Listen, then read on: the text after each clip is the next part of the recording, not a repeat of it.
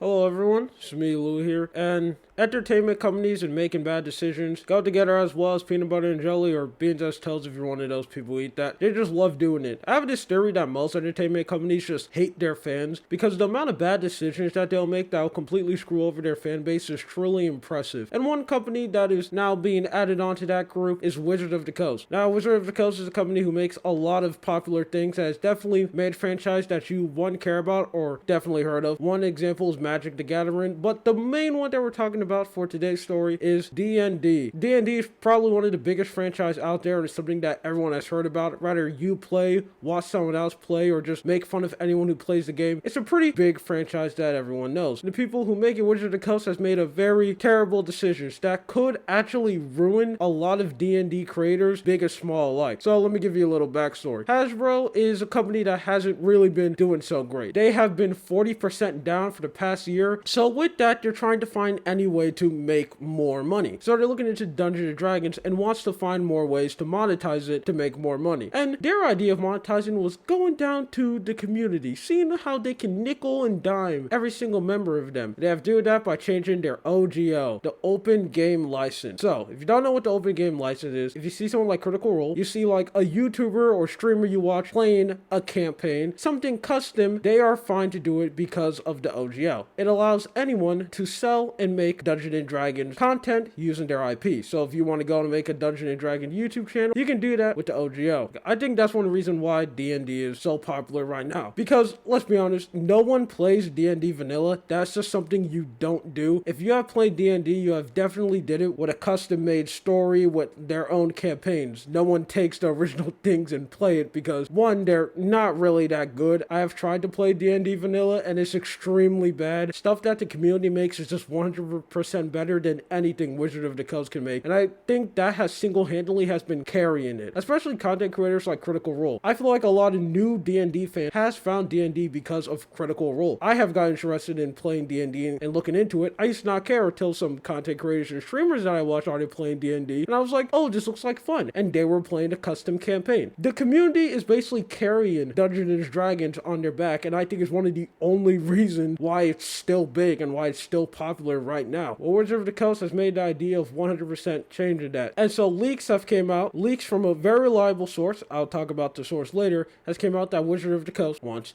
to change that. So first thing that they usually want to do is that you have to do three things. You have to, 1, agree to these new deals. 2, have to get a pageant badge of approval. And 3, Hello everyone, it is me, Lo from the future here, which means I made a mistake and I'm here to fix it. What I meant to say is that you have to tell how much money your D&D project made to Wizard of the Coast, and you also have to tell them what you're making and what you're selling. So you basically have to report to them like they're your dad, and you have to tell them like where you are, where you've been tonight. Okay, back to the video. But that's just the tip of the iceberg. The one thing that's truly pissing people off and getting people mad is this right here. It's something saying that if you make a significant amount of money, over $750,000 a year of your D&D campaign, you're gonna have to give a 20 to 25% cut to Wizard of the Coast. So a lot of people were hearing that as saying, well, that's fine. If you're making that much money, I mean, that's almost $1 million a year. It makes sense that you have to give a cut to Wizard of the Coast. And that's an argument that I'm not here to get into. That's up to you. But the next thing that absolutely no one can agree upon is this part. We're basically saying that whole thing can absolutely be changed. The whole Wizard of the Coast rule is that they can change and modify this agreement anytime they want if they give you a 30-day notice. This is bad because they basically give you no security, and this can affect everyone, not just the biggest thing, anyone, because this is basically give Wizard of the Coast to do whatever they want. Let's say you're a D&D content creator, or you do something that Wizard of the Coast doesn't like. Wizard of the Coast can easily go up to you and be like, I don't really like your content, so I want to shut you down, so I'm going to give you a 30-day notice to do it. Or let's say another situation where Wizard of the Coast just brings a rule to everyone. They're like, you and your friends came together and wanted to start a D&D channel. Well, we're not really making a lot of money that time, so how about we come in and want to take 50% of everything we made? Here's your 30-day warning that we're going to do that. You have no security. They can do basically whatever they want, and this is the main thing that's making every community member scared, because nothing is stopping Wizard of the Coast at any moment of just completely snapping your finger and just completely destroying your career.